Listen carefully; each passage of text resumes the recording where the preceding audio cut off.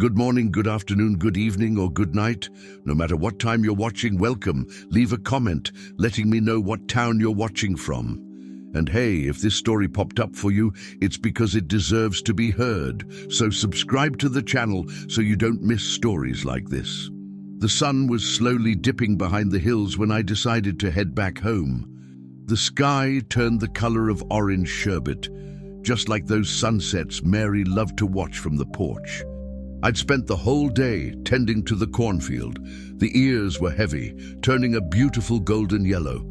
I took the opportunity to bring some vegetables to the little town of Crystal Creek, here in rural Oklahoma. I sold everything: lettuce, tomatoes, okra. The money helped, but that wasn't the only reason I went. It was to escape the silence of the farm for a while. My heart still ached with longing for Mary. 3 years now. 3 years since she passed, taken by a silent pneumonia that left with her in its arms. Since then, I lived between the land and the silence, sharing my routine with my horse, Thunder, and the memories that kept coming back, especially at the dinner table, always set for two. I never could bring myself to put her plate away. On the way back to the farm, I decided to take a dirt shortcut that ran behind the town dump. The strong smell was awful, a mix of rotting food, burning plastic, and who knows what else. But it was a shorter route, and I wanted to get home. Thunder knew that trail well. He walked slowly and carefully, avoiding the holes and loose rocks. A weak wind blew, stirring up the red dust of the road. I was thinking about dinner. I'd heat up yesterday's chili, fry an egg, and eat while watching the news. Same old thing. That's how my life was. Predictable, quiet, empty. That's when something different caught my attention. First, it was the buzzards. A flock of them was flying low, really low, cawing in circles as if they were waiting for death to arrive. There were at least 10, maybe more. They flew slowly, patiently, the way they do when they smell something. Thunder stopped dead in his tracks. He stretched his neck, sniffed the air, and took 2 steps back. He smelled it too. "What is it, boy?" I asked, running my hand over his neck. "What's over there?" I got out of the saddle, pulled by an instinct stronger than fear. My feet touched the ground carefully. The sun was almost gone, and the shadows stretched long among the scattered trash. I walked slowly, following the sound of the buzzards, who were cawing louder, more nervously. Among torn bags, pieces of old furniture, broken bottles, and dry weeds, I saw a figure lying on the ground. It was a woman. My heart skipped a beat. She was all dirty, with scratches on her arms and legs, her clothes torn in several places. Dark hair stuck to her sweaty face, and her body lay motionless, with only a weak breath that was barely visible. The buzzards hadn't touched her yet, but they were waiting. They always wait. I knelt beside her, brushing aside some debris with my hand. The woman was young, maybe in her early 30s. Her face was bruised, but not from a beating. It was dirt, scratches from weeds, exhaustion. A lot of exhaustion. "Ma'am," I called softly, touching her shoulder lightly. "Can you hear me?" A slight blink, then another. Her lips moved a little, but no sound came out. It was a faint breath of life, but it was life. I felt a huge relief. Without thinking twice, I put one arm under her back and the other under her knees. She was light, too thin. I picked her up in my arms like a child. Thunder waited for me quietly. I managed to mount with her in my arms, holding the reins with one hand. The buzzards flew in wider circles, disappointed. They would have to find dinner somewhere else. We galloped down the dirt road to the farm. The wind hit our faces, and I felt her heart beating faintly against my chest.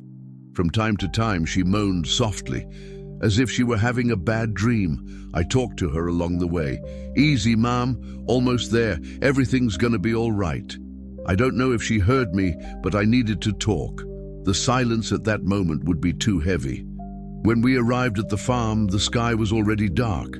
I turned on the lights in the house and took her straight to my room. It was the only one with a double bed, the one I shared with Mary. I laid her down gently on the clean sheets and went to get warm water, a cloth and soap. I also grabbed a nightgown of Mary's that I still kept in the drawer.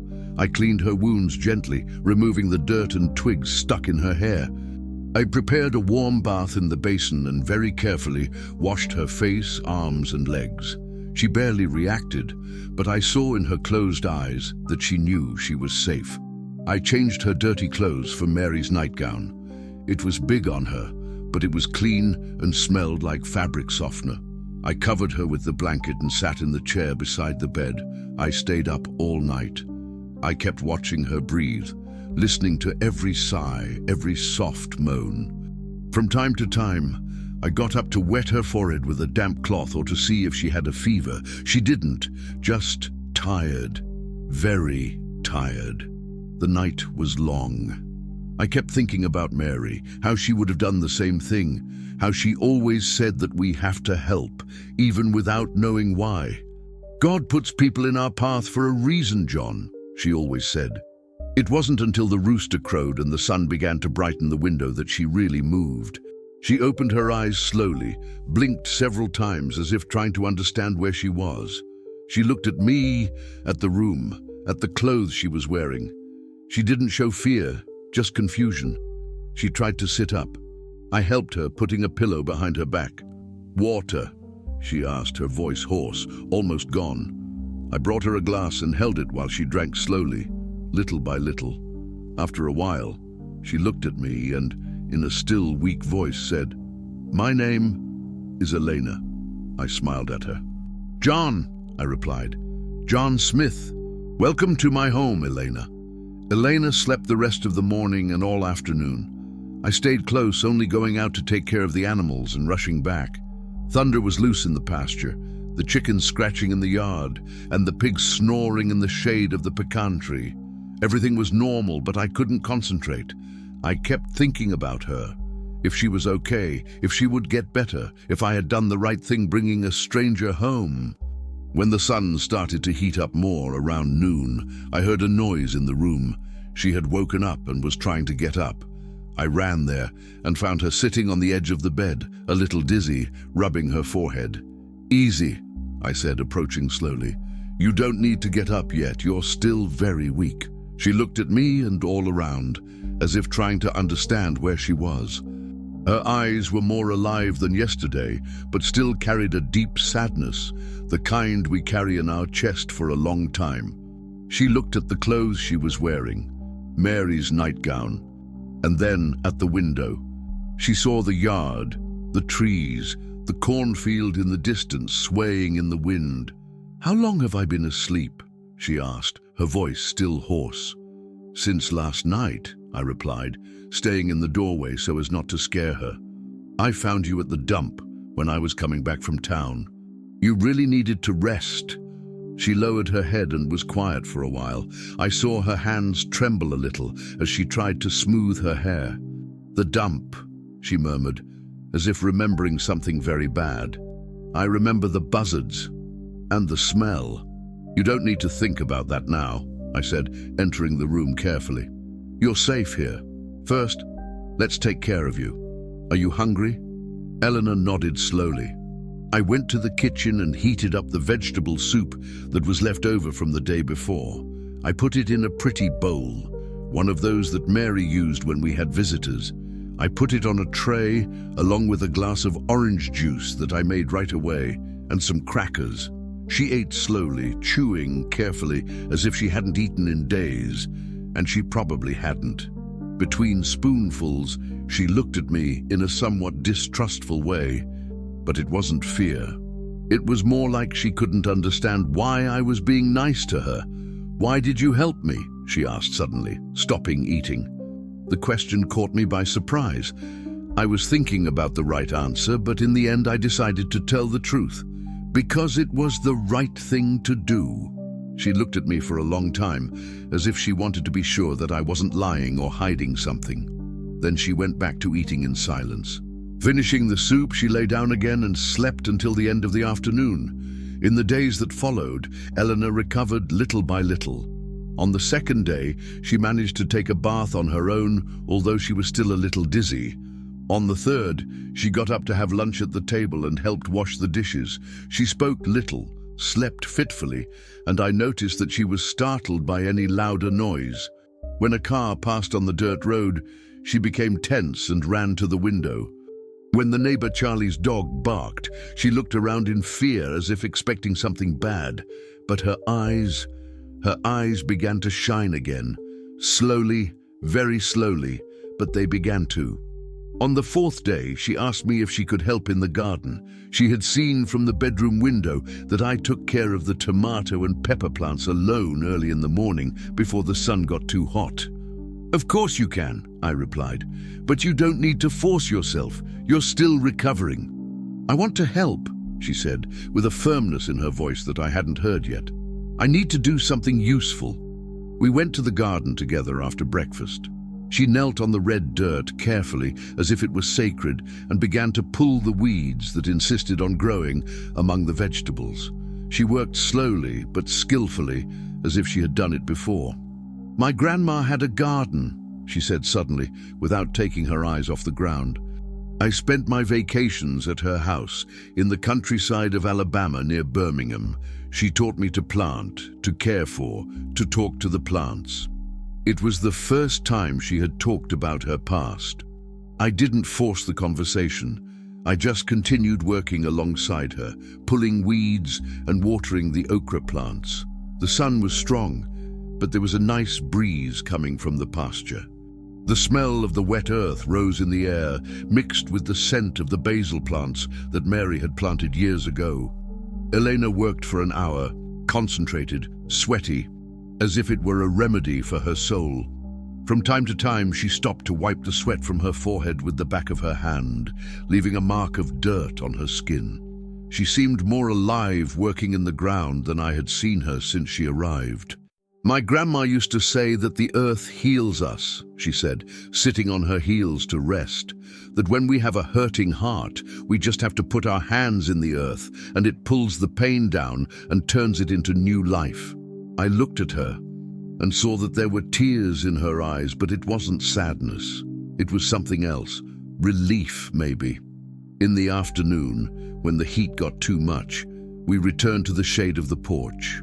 She sat in Mary's rocking chair, something I had never let anyone do, and watched the chickens moving around in the yard. I brought coffee, brewed in a cloth filter, and some sugar cookies that I had made early in the morning. "This place is beautiful," she said, rocking slowly in the chair.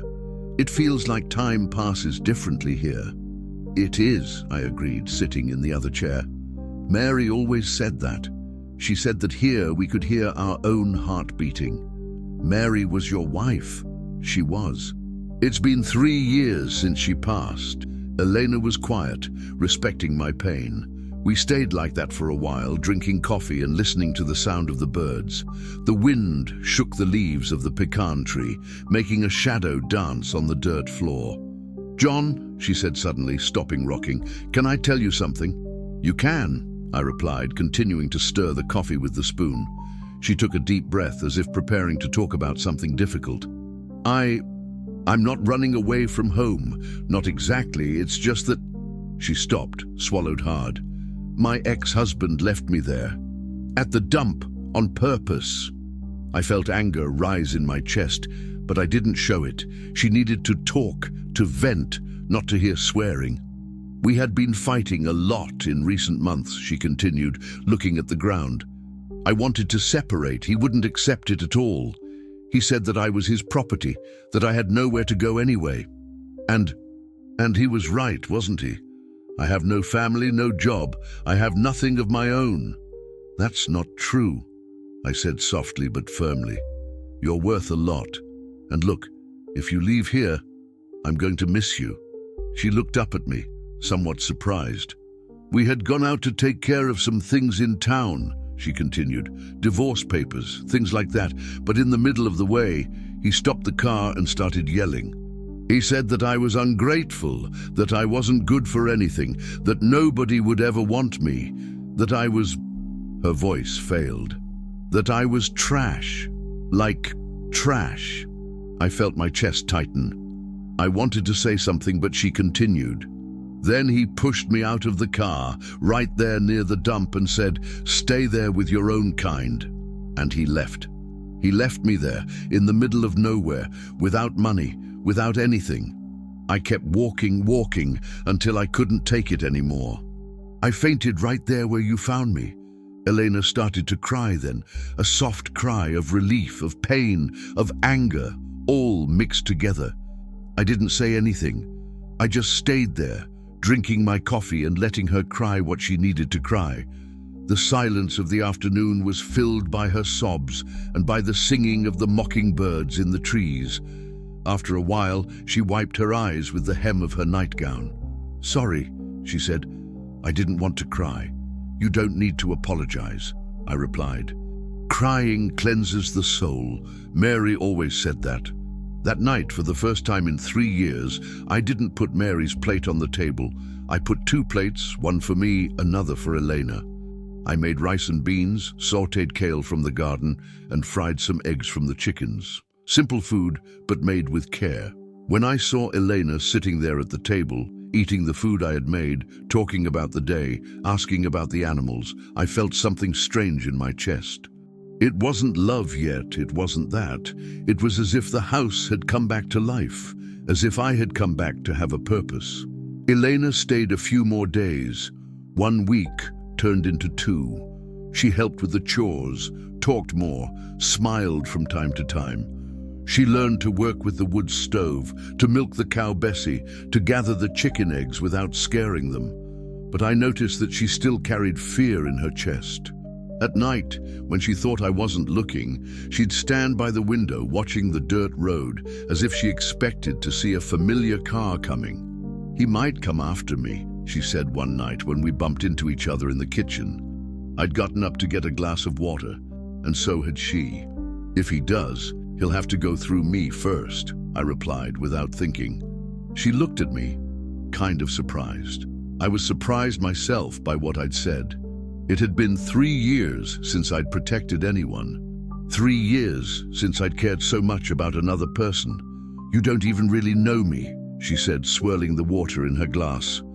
"I know enough," I replied, leaning against the sink. "I know you're a good person. I know you didn't deserve what happened to you, and I know this house is a lot better since you arrived." Elena was quiet for a while, looking at the water in her glass. Then she smiled, a small but genuine smile. "Thank you, John, for everything. For taking me in, for not judging me, for treating me like a human being."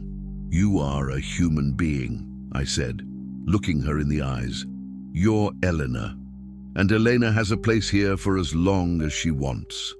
That night, lying in the hammock on the porch while she slept in my room, I kept thinking about Mary. Would she approve of this? Wasn't it a betrayal to let another woman sleep in our bed, wear her clothes, sit in her chair? But deep down, I knew the answer. Mary always said that God puts people in our path for a reason, that we have to welcome those who need it without asking too many questions. And maybe Eleanor had come into my life not only because she needed me, but because I needed her too. The house was breathing again, and so was I. The days went by like that, in a good routine, full of small gestures. Elena woke up early with me, helped take care of the animals, worked in the garden, and cooked. In the afternoon, we'd sit on the porch to drink coffee and talk about life. At night, we'd have dinner together and watch some TV before bed. She gained color in her face, weight on her body, and a sparkle in her eye. I felt different too, more alive, more useful, as if having someone to take care of had given meaning back to my life. But I knew that this calm wouldn't last forever, that sooner or later, life would come calling, and it came sooner than I expected. It had been almost a month since Elena had been with me when things started to change for real. She was no longer the haunted woman I had found at the dump. Now she woke up before me, made the coffee, and took care of the chickens as if they had been hers for years. She had gained a few pounds, her hair was shining, and when she smiled, which was more and more often, her eyes looked like 2 stars. That Saturday morning she woke me up, looking kind of distressed. "John, Bessie's acting strange," she said, shaking my shoulder. "She won't come out of the pen, she's mooing softly, and she won't eat her feed." I got up quickly and went to see. Sure enough, the cow was different. Restless, swishing her tail, pawing the ground with her hoof. I knew that behavior. "She's going to calve," I said, examining her closely, "and it looks like it's today." Elena's eyes widened. "Calve? But what do we do?" I laughed at her startled face. "We wait. Nature knows what to do, but it's good to stay close in case she needs help." We spent the whole day taking turns, keeping an eye on Bessie. Elena was nervous, going every 5 minutes to see how she was doing. I tried to calm both of them, the cow and her. "I've never seen a birth," Elena said, sitting on a stool near the pen. "Not of people, not of animals. It's beautiful," I replied. "Mary always said that every birth is a little miracle happening in front of us." It was late afternoon when things really started. Bessie lay down on the straw and started to push. Elena got nervous, pacing back and forth. "Is it taking too long? Is she in pain?" "It's normal," I said, but deep down I was also a little worried. It was Bessie's first calving, and with first-timers there can always be problems. Suddenly, the cow started to moo louder, thrashing in the straw. Something wasn't right. "John!" Elena shouted. "Look!" I went into the pen to see up close. The calf was coming out sideways in a bad position. If it continued like that, both the mother and the calf were in danger. "What is it?" Elena asked, seeing my worried face. "The calf is in a difficult position. I'm going to have to help." I washed my hands and arms with soap and water, took a deep breath and started to work. I had helped with some births before, but I always got nervous. A life, or two, depended on my hands. Elena stayed by my side the whole time, putting a wet cloth on Bessie's forehead, talking to her softly, and handing me what I asked for. She didn't show disgust or fear, just a great desire to help. "Can you see anything?" she asked, holding the cow's head. "I'm trying to turn him," I replied, concentrated. "He needs to come out head first." It took almost an hour of a lot of sweat, a lot of effort, a lot of fear that things would go wrong. Elena prayed softly. I asked God for strength, and Bessie pushed along with us, and suddenly he came out. First the head, then the whole body. A wet, small, trembling calf. He fell on the straw and lay there, motionless. My heart skipped a beat. "Is he alive?" Elena asked, her voice trembling. I grabbed a handful of straw and started to rub the calf's snout, cleaning the mucus, stimulating him to breathe. Elena knelt beside me, running her hands over his little body. "Breathe, boy," she whispered. "Breathe for us." And he breathed. First a weak sigh, then a stronger one. He opened his eyes, moved his legs, and tried to lift his head. "Thank God," Elena sighed with tears in her eyes. Bessie, even tired, turned to lick her calf. Elena smiled with a joy that I hadn't seen in her yet. It was a pure joy, from someone who had just seen life happen right in front of her eyes. "It really is a miracle," she said, watching the cow clean the calf. "How can something so small have so much strength to live?" "Because living is what we do best," I replied, wiping my hands on a towel, "even when it seems impossible." She looked at me in a special way, as if she understood that I wasn't just talking about the calf. That night, we had dinner later, tired but happy. Elena couldn't stop talking about the calving, about how exciting it had been, about how beautiful the calf was. "What are we going to call him?" she asked, eating the potato soup I had made. "We," I repeated, kind of surprised by the way she said it. She blushed a little. "I mean, if you let me help take care of him." "Of course I'll let you," I said, smiling. "And I think you're the one who has to choose the name. You're the one who helped him be born." Elena was thinking for a while, stirring the soup with her spoon. "Hope," she said finally. "Let's call him Hope. Hope is a girl's name," I said, laughing. "Then Hopper," she corrected, smiling too, "because he was born when I needed hope the most." I liked the name. I liked even more what it meant to her. After dinner, we went out to see how the mother and calf were doing. Hopper was already standing, nursing. Elena leaned on the fence, looking at them with affection. "John," she said suddenly, "can I ask you a personal question?" "You can." Do you miss having children?" The question caught me off guard. I was quiet for a while, watching the calf nurse. "I do," I replied, after a while. "Mary and I tried for years, but it didn't happen. She always said that God knew what he was doing, that maybe our destiny was to take care of other things, other people. She sounds like she was a wise woman." She was. "What about you? Do you want to have children?" Elena was quiet for a while. "I wanted to," she said softly. "But my ex-husband didn't let me. He said that children were a hassle, they cost money, that I barely knew how to take care of myself, let alone another being." I felt anger again at that man I didn't even know. "That's not true," I said, looking at her. "You took care of Hopper today better than many people would. You have a knack for it." She smiled, kind of shy. "You really think so?" "I'm sure of it." We stayed there for a while longer, in silence, watching the cow and the calf. The sky was full of stars, the night was cool, and I felt at peace. It was a feeling I hadn't had in a long time. "Elena," I said suddenly. "Yeah? Do you think about staying here? I mean, for longer?" She looked at me, kind of surprised. "Do you want me to stay?" "I do," I replied without hesitating. "The house is better with you here." "I'm better with you here." Elena smiled, a big, genuine smile. "Then I'll stay," she said. "If you'll have me, I'll stay as long as you need me." "It's not a matter of having you," I said, putting my hand on her shoulder. "It's a matter of wanting you, and I want you very much." That night, for the first time since she arrived, Elena didn't sleep in my room. We fixed up the guest room, which had been closed for years. She said she was fine, that she didn't need my special care anymore. But the truth is that we both knew that something had changed between us. It was no longer just a man helping a woman in need. It was two people who had found each other and decided to walk together. The following days were different. Elena took on more responsibilities in the house and on the farm. She took care of the chickens as if they were daughters, talked to the plants in the garden, and helped with the cattle.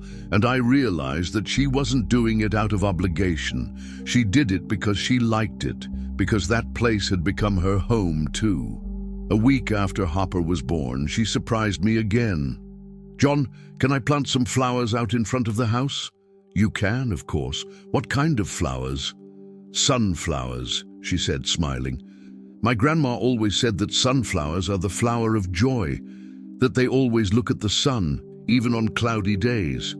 "Like you," I said without thinking. "What do you mean?" "You always look for the good side of things, even after everything you've been through." Elena blushed but smiled. "It's because I've learned something important here," she said. "I've learned that we can choose how to look at life. We can keep looking back at what hurt, or we can look forward at what can be good. And you chose to look forward. I chose to, and you helped me make that choice." In the late afternoon, we went together to town to buy the sunflower seeds. Elena was excited, talking about where she was going to plant them, how she was going to take care of them, about how beautiful the flowers were going to be in front of the house. On the way back, when we passed near the dump, she asked me to stop. "Just a minute," she said. We got out of the car and stood there, looking at that place. The buzzards were still flying over, the smell was still strong, the trash was still scattered. "Why did you want to stop here?" I asked. Elena took a deep breath. "To say thank you," she said. "If it wasn't for here, we would never have met. If he hadn't left me here, I would never have known what it is to be treated with kindness. And you don't need to thank for having suffered." "I'm not thanking for the suffering," she explained. "I'm thanking for the encounter. Sometimes life needs to break us completely to then put us together in a better way." I looked at her admiringly. In just 1 month, that woman had completely transformed herself. She was no longer the wounded person I had found. She was someone strong, wise, full of life. "Let's go," she said. "Let's plant our sunflowers." And we went, with the seeds in the back seat and our hearts full of hope like the name of our calf. But I still didn't know that our story was just beginning, and that the greatest test was yet to come. It was on a Thursday in October, 2 months after Elena arrived, that everything changed. The day dawned different, with a heavy sky and a humidity in the air that stuck to the skin. The chickens were restless, hiding under the house. The birds didn't sing as usual. Even thunder was nervous, pawing the ground and stretching his ears to the sky. "It's going to rain hard," I told Elena during breakfast. "We better get ready." She looked out the window, seeing the dark clouds gathering on the horizon. "I've never seen a sky like that," she said, kind of worried. "October rains in Oklahoma are like that. When they come for real." We spent the morning making preparations. We collected the chickens into the coop, put the pigs in the covered pen, and took the cattle to the safest pen. Elena helped with everything, but I saw that she was tense. From time to time, she stopped what she was doing to look at the road. "What is it?" I asked, seeing her standing at the fence. "Nothing," she replied too quickly. I just thought I saw a familiar car." I felt a chill in my stomach. I knew she was still afraid that her ex-husband would show up. But I didn't say anything. I just stayed more alert. The first drop fell in the middle of the afternoon. Then came another and another. In 15 minutes, it turned into a downpour that I hadn't seen in years. The wind bent the trees. The rain hit the window like stones, and the thunder made the house shake. Elena curled up on the couch, hugging a pillow. "I've never liked storms," she said in a low voice. I sat down beside her, trying to reassure her. "It'll pass soon," I said. "These October rains are fierce, but they pass quickly." But this one didn't pass quickly. It rained all afternoon. It got dark raining, and when midnight came, water was still falling. The power went out early, and we were left only with candles and the kerosene lantern. It was during the night that we heard the noise. Elena was dozing on the couch. I was reading an old book by the light of the lantern when we heard the sound of an engine on the road. She woke up at the same time, kind of startled. "John," she called softly. "I heard it," I replied, getting up. "It must be someone who lost their way in this rain." But when I looked out the window and saw the headlights approaching slowly, I realized that wasn't it. The car stopped right in front of the gate and stayed there, with the engine running, the headlights on. No one got out. Eleanor got up from the couch, white as paper. "It's him," she whispered. "It's Mark."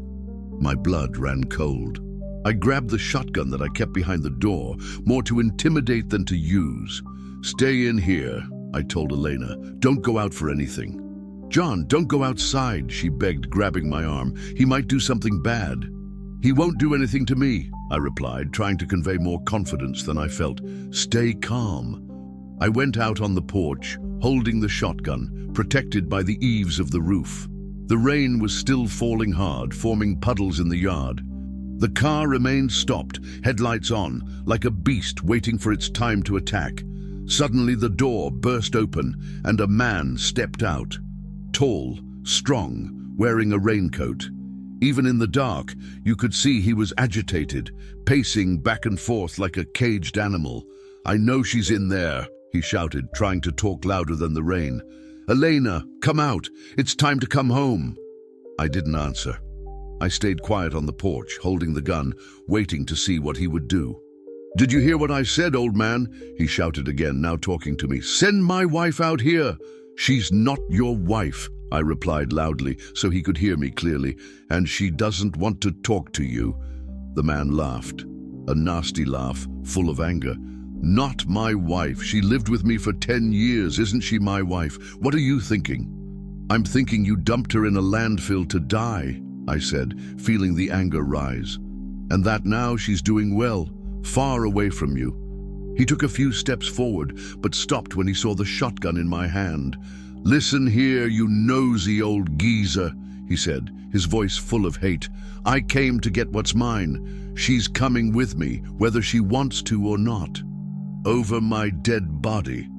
That's when Elena appeared in the doorway behind me. Even though I had asked her to stay inside, she came. She was pale, trembling, but she came. "Mark," she said, her voice firm despite the fear. "Go away. I have nothing more to do with you." He smiled when he heard her voice, a smile that gave me the creeps. "Ah, there's my princess," he said sarcastically. "I missed you so much, honey. Come on, let's talk." "I'm not going anywhere with you," Elena replied, hiding behind me. "It's over, Mark. We're over." His face changed. It turned red with anger. "Over, over. You think you can leave me like this, you tramp, after everything I've done for you? You haven't done anything for me," she shouted, and I felt all the pent-up anger coming out. "You only humiliated me, made me feel like I was worth nothing." "Because you're not worth anything," he shouted back. "Just look where you've ended up, playing house with some old man." That's when I lost my patience. "That's enough," I said, stepping down from the porch, pointing the shotgun at him. "Get out of here, now!" He backed away, but he didn't leave. "You don't have the guts to shoot," he said, but I could see that he was afraid. "Want to bet?" For a moment we stood there in the rain. He staring at me staring at him, Elena trembling behind me. The storm kept raging, lightning illuminated everything every now and then, and I felt like we were on a knife's edge. That's when the thing happened that changed everything.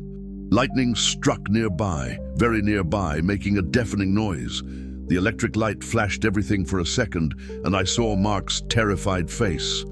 But it wasn't just fear of the lightning, it was fear of something else. Because in the flash of lightning, we saw that the creek that ran near the house was rising.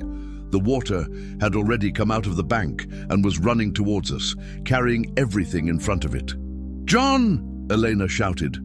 "The water!" I looked around and saw that we were in a bad situation. The heavy rain had turned the creek into a river, and the water was running straight to where we were. In a few minutes, everything would be flooded. "The animals!" Elena shouted. "We need to save the animals!" That's when I saw what she was really made of. Even with her ex-husband there, even with all the fear, she thought first of the animals we were taking care of. "Elena, no!" Mark shouted. "Forget about those animals. Come with me to the car." But she had already run to the chicken coop. I dropped the shotgun and ran after her. I had to get the chickens out of there before the water came. Mark stood still, watching us run to save the animals, and I saw that he didn't understand anything. He didn't understand how someone could care about animals in a time of danger. He didn't understand how Eleanor had changed so much. The water arrived quickly. When we managed to put the chickens in the high part of the yard, it was already hitting the doorstep of the house. Elena was soaked, covered in mud, but she didn't give up. She ran to the pig pen to get the pigs. "There won't be time," I shouted to her. "Yes, there will," she shouted back. "I'm not going to let them die." That's when Mark did something I never expected. He helped. He dropped his raincoat and went into the dirty water to help get the pigs out of the pen. He didn't say anything, he just helped. Maybe it was the fear of the flood, maybe it was seeing Elena in danger, or maybe it was realizing suddenly who she had become. It took us almost an hour to put all the animals in safety. When we finished, the three of us were soaked, dirty, and tired. The water had already entered the kitchen of the house, but at least the animals were safe. Elena sat down on a tree stump, trying to catch her breath. Mark stood looking at her with a face I couldn't understand. "Why did you do that?" he asked her. "Why did you risk your life for some animals?" Elena looked at him, still panting. "Because they depend on us," she replied. "Because when we take care of someone, we don't abandon them at the first difficulty." He was quiet for a while. Then he looked at me, at the flooded yard, at the house that would need a lot of work to get back to normal. "Is this what you want?" he asked Elena. "To stay here, in this difficult life, taking care of animals, going through hard times?" "It is," she replied without hesitating. "I prefer a difficult life, where I'm respected, to an easy life, where I'm humiliated." Mark lowered his head. For the first time since he arrived, he seemed defeated. I didn't know you felt humiliated," he said softly. "You never asked how I felt," Elena replied, but without anger, with sadness. 10 years together, and you never asked." He stood there in the rain, looking at her, and I realized that he had finally understood. He had lost Elena not because she had run away, but because he had never really known her. "I'm going to go," he said after a while. "But if you change your mind—" "I'm not going to change," Elena interrupted. "For the first time in my life, I know who I am, and I know where I belong." Mark nodded, walked slowly to the car, and got in. Before leaving, he lowered the window. "Take good care of her," he said to me. "I will," I replied, and he left, disappearing into the rainy night. Eleanor and I stood there, in the middle of the flooded yard, watching the car lights move away. She was trembling, I don't know if from cold or from emotion. "It's over," she said softly. "It's really over." "How do you feel?" I asked. She thought a little before answering. "Free," she said, smiling for the first time that night. "For the first time in my life, I feel free." The rain was stopping, the clouds were opening, and I could see some stars appearing in the sky. The creek was already returning to its place, the water going down slowly. "Let's go inside," I said. "We have a lot of work ahead of us." "Let's go," she agreed. "But we can do it. Together, we can do anything." And that's when I knew for sure that Eleanor had chosen to stay. Not for lack of choice, but because she wanted to. Because she had found her place in the world. And I had found mine too. The days after the flood were difficult, but they were also the most important of our friendship. The house was a mess. Water had entered the kitchen, the living room, ruined some furniture. The garden became a mud pit, and we had to replant almost everything. But Elena didn't complain once. On the contrary, she worked from sunrise to sunset, helping to put everything back in order. It was in those days of hard work that I realized one thing. Elena wasn't just helping anymore. She was building a life, a home, a future, and I was part of it. "John," she said one morning while we were scrubbing the kitchen floor for the 3rd time, "can I say something?" "Say it," I replied, wringing the cloth in the bucket. "I've never been so happy in my life as I am here." I stopped scrubbing and looked at her. "Even with all this mess, even having to start all over." "Especially because of that," she replied, smiling. "Here I can be myself.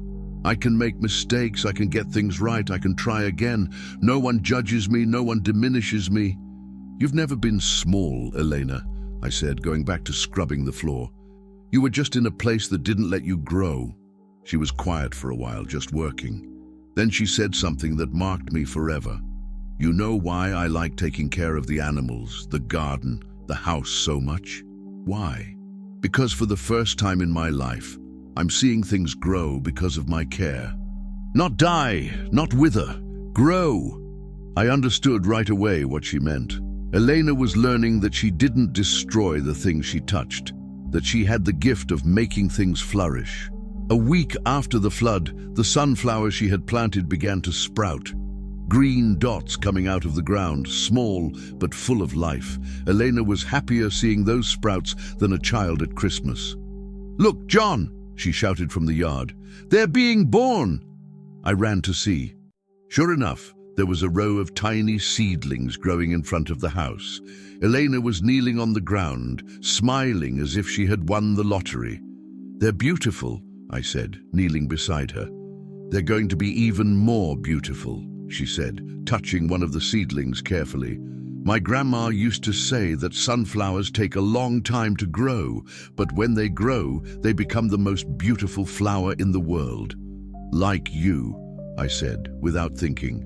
She looked at me, kind of surprised, kind of blushing. "You always say things that make me feel awkward," she said, laughing softly. "I'm telling the truth," I replied. "You arrived here all wounded, like a seed thrown in the trash, but look how you've blossomed." Elena kept looking at me with those bright eyes, and for a moment I felt something different in the air. Something that went beyond friendship, beyond care. Something that I was sure I couldn't feel. That's why I got up quickly and changed the subject.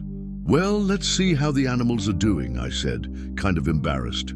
But Elena continued there, kneeling among the sunflowers, with a smile on her face that I had never seen before. The weeks passed, and our routine returned to normal. Better than normal, actually. Elena had fully taken over the care of the house. She woke up before me, made coffee, took care of the chickens.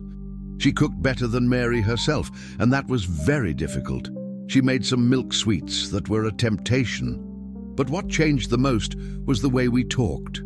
Before, Eleanor spoke little, with fear, as if apologizing for existing.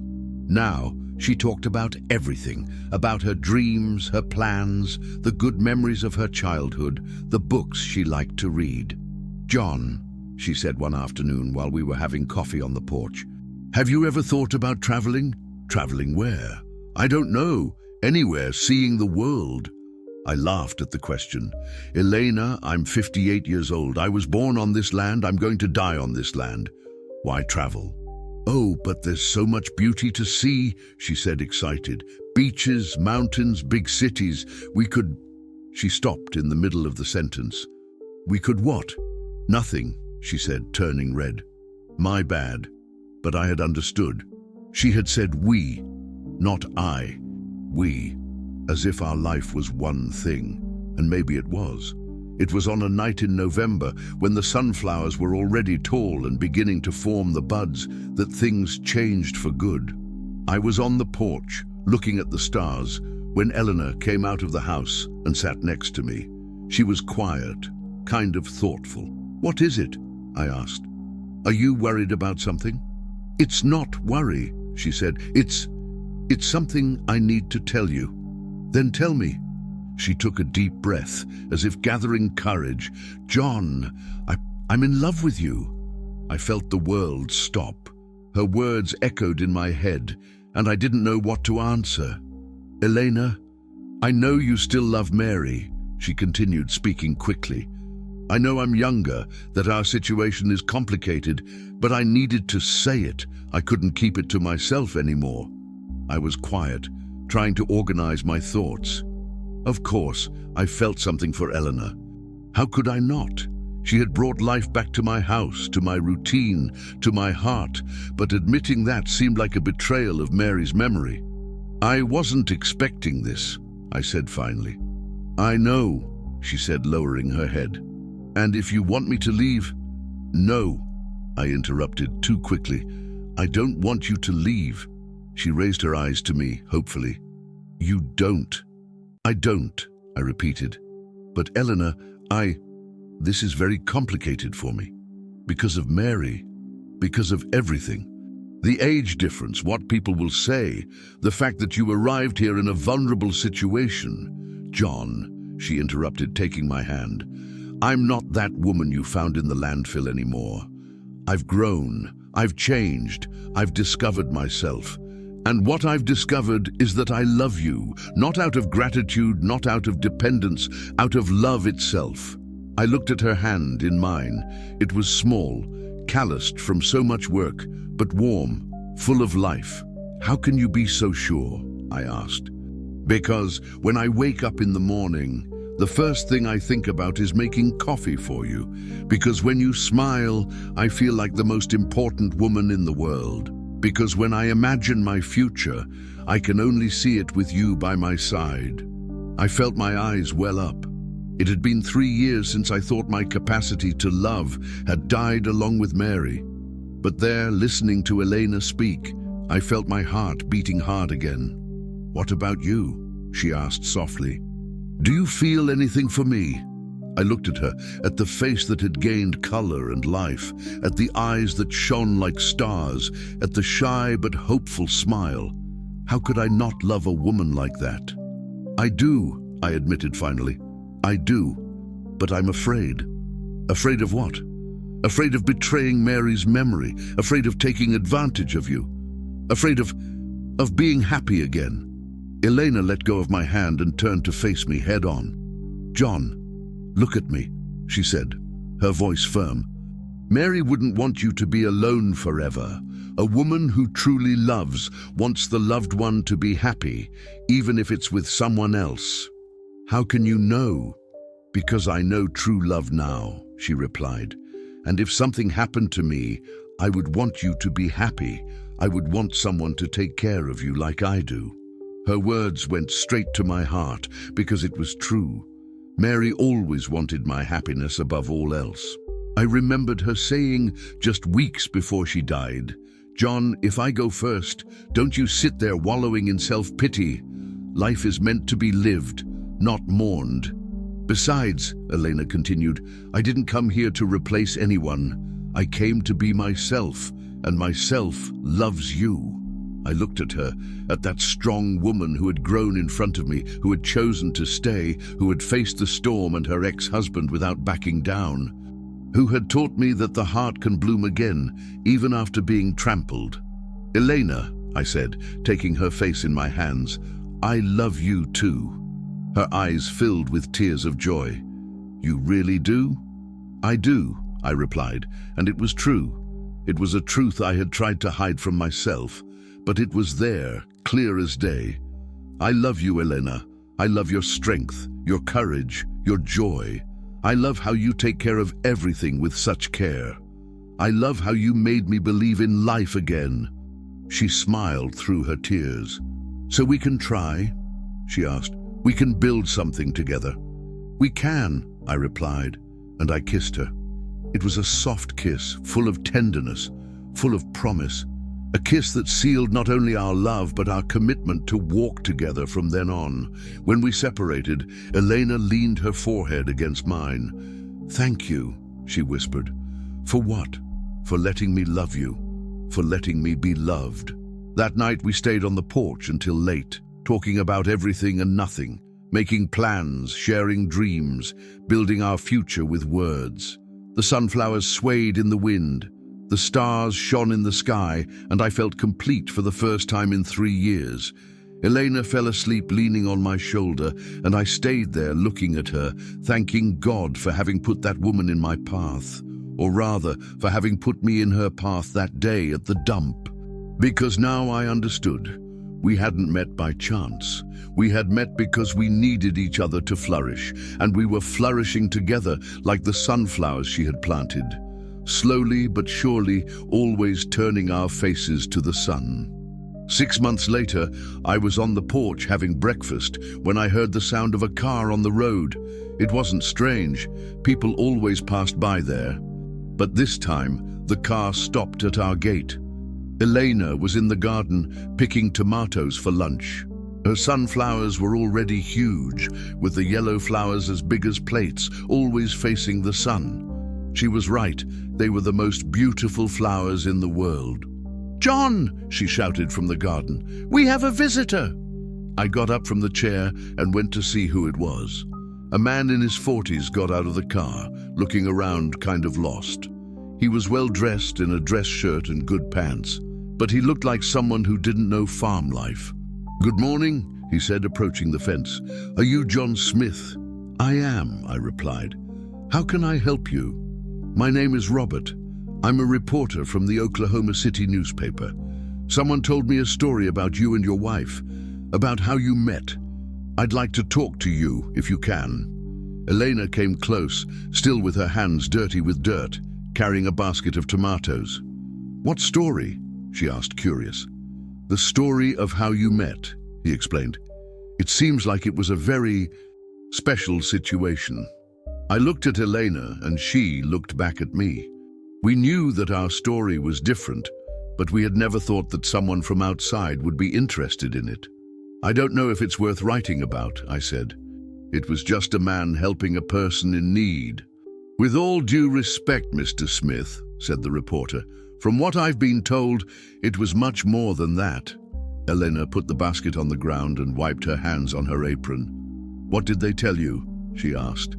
They told me that you were in a very difficult situation, that Mr. Smith found you and helped you, and that now you have built a life together, and that this story is inspiring other people in the region. Inspiring how? I asked, not understanding. Well, he said, taking a notebook out of his pocket, it seems that after your story spread, other people started helping more too.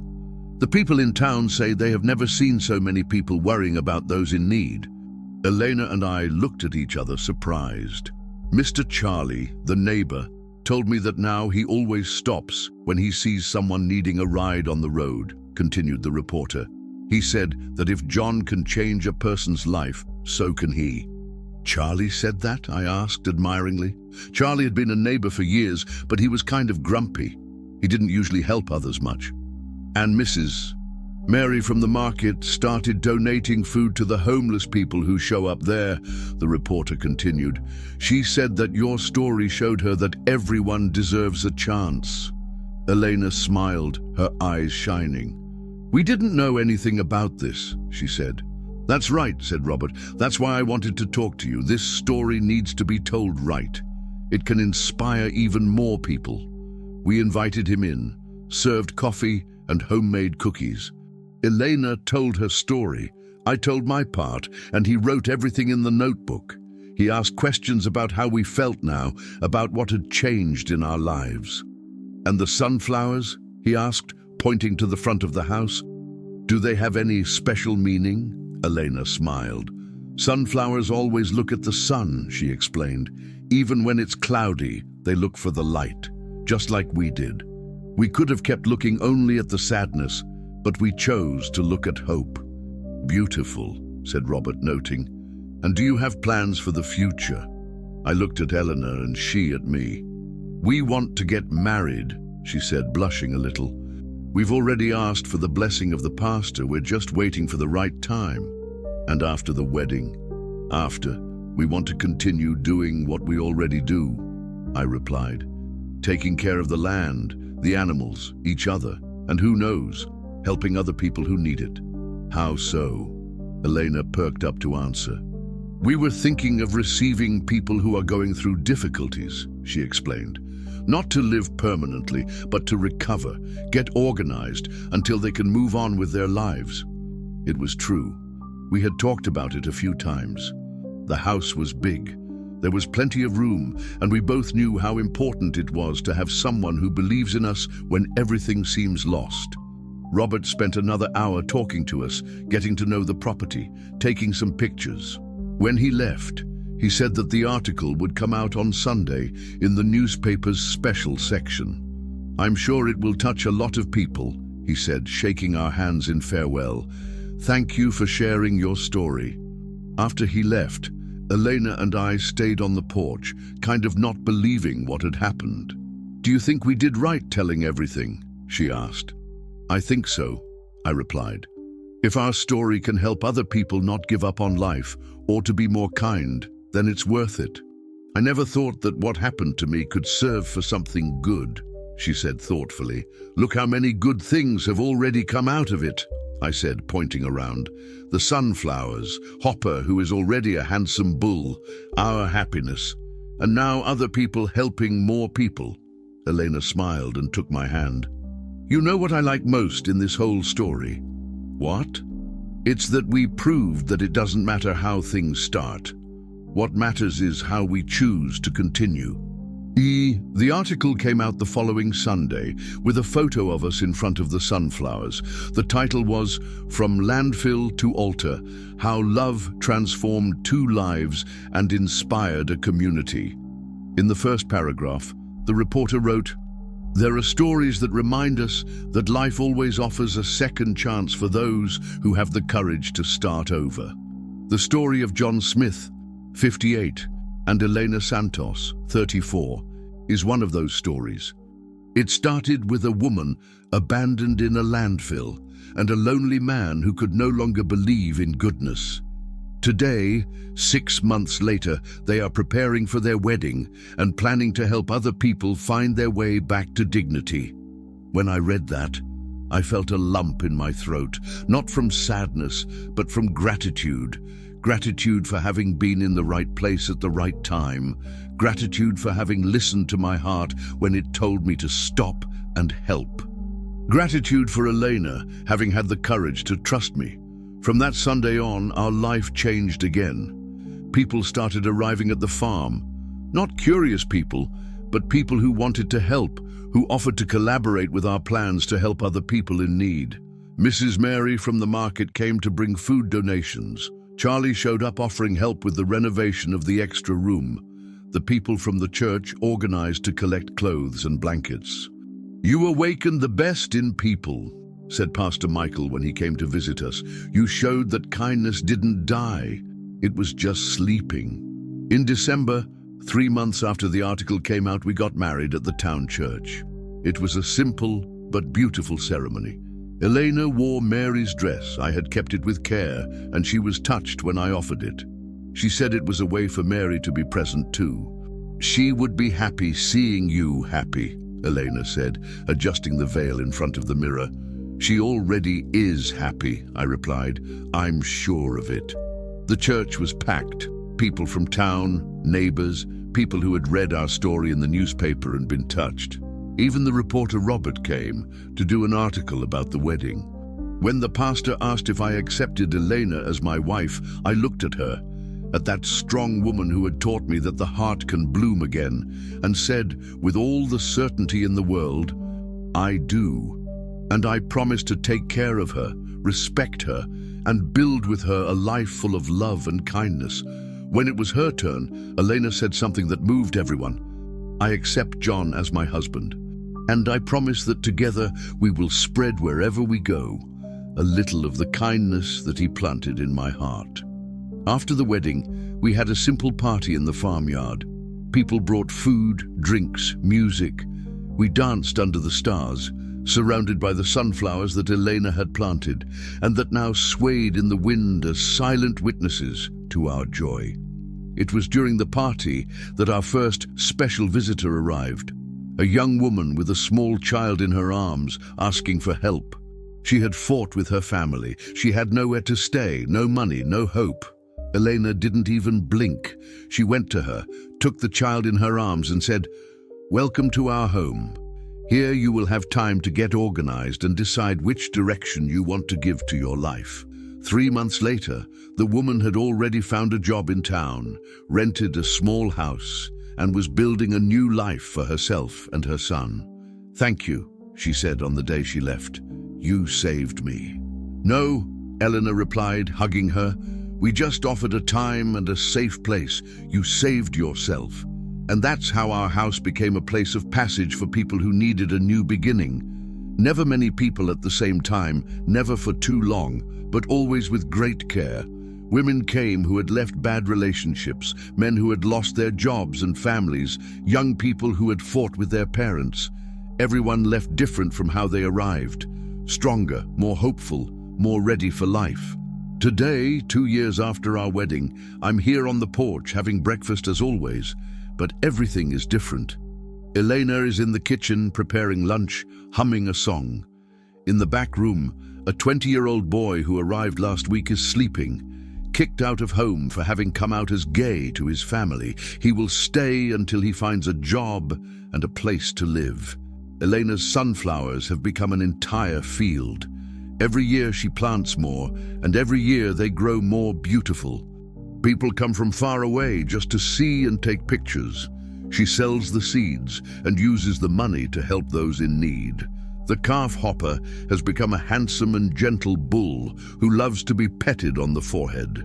Bessie has had 2 more calves. The garden produces more than we can eat, so there's always some left to donate. But what has changed the most is something that can't be seen. It's the way I wake up in the morning. I no longer wake up thinking about the emptiness, the longing, what I lost. I wake up thinking about what good I can do that day, how I can take better care of Elena, how we can help more people. Elena taught me that we can always start over, that no matter how deep we have fallen, there is always a way to get up. that sometimes we need to be found by someone who believes in us more than we believe in ourselves. I found her in a landfill, among buzzards and debris, more dead than alive. Today, she is the most alive person I know.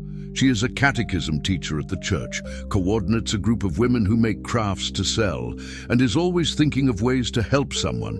And I, who thought my life had ended along with Mary, discovered that life can have several beginnings, that the heart can love again without betraying the old love, that kindness multiplies when we divide it. Last week, Elena gave me news that made me happier than I thought possible. We're expecting a child. "Are you sure?" I asked, not believing it. "I am," she replied, smiling. "The doctor confirmed it yesterday." I cried like a child.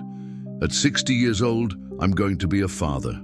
I'm going to have the chance to teach someone small everything that life has taught me about kindness, about new beginnings, about never giving up. "What are we going to call him?" I asked, still emotional. "If it's a girl, Mary," she said, "in honor of your first wife, who blesses us from where she is. And if it's a boy, Renato," she replied, which means born again, like both of us. Today, when I look back to that night in the landfill, I understand that it wasn't coincidence, it was providence. God knew that Elena and I needed each other to flourish again. He knew that together we would be able to spread more kindness in the world than we could alone. Sometimes people ask me if I don't regret having stopped that day, of having complicated myself with the problems of a stranger. I always answer the same thing. Regret what? Of having found love again, of having discovered that I can still make a difference in someone's life, of having learned that happiness can be born even in the most unlikely places. Life has taught me that we never know when we will meet someone who will change everything. It can be at a party, it can be at work, it can be in a landfill in the middle of nowhere. The important thing is to have an open heart to recognize these sacred encounters. Elena saved me as much as I saved her.